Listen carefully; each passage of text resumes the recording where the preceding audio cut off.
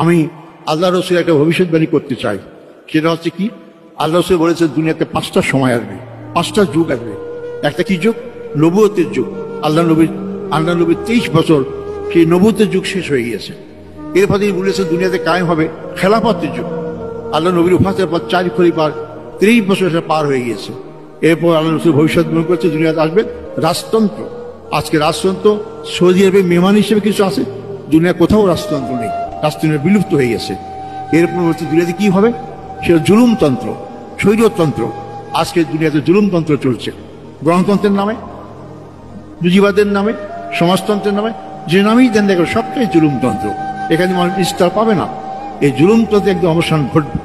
এরপর আল্লাহ বলেছেন দুনিয়াতে কায়েম হবে খেলাফত আলা মিনহাজি নবুয়ত। আমার ব্যক্তিগত অভিজ্ঞতা, আজকে দুনিয়া সেদিকে এগিয়ে যাচ্ছে। আজকে জুলুমতন্ত্র শেষ পর্যায়ে। পাশ্চাত্য সমাজে দুনিয়াকে নিয়ন্ত্রণ করার মতো কোনো আদর্শিক শক্তি নাই, তাদের নৈতিক শক্তি নাই। তারা এখন অস্ত্রের জোরে দুনিয়াকে নিয়ন্ত্রণ করছে।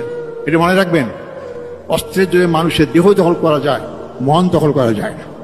মন দখল করতে হয় চরিত্র লাগে। আজকে পাশ্চাত্যে কোন চরিত্র নেই, ধ্বংস হয়ে গিয়েছে। তাহলে কি হবে? এই ভেকুমটাই ইনশাল্লাহ আগামী ইসলাম পূরণ করবে ইনশাল্লাহ। আজকে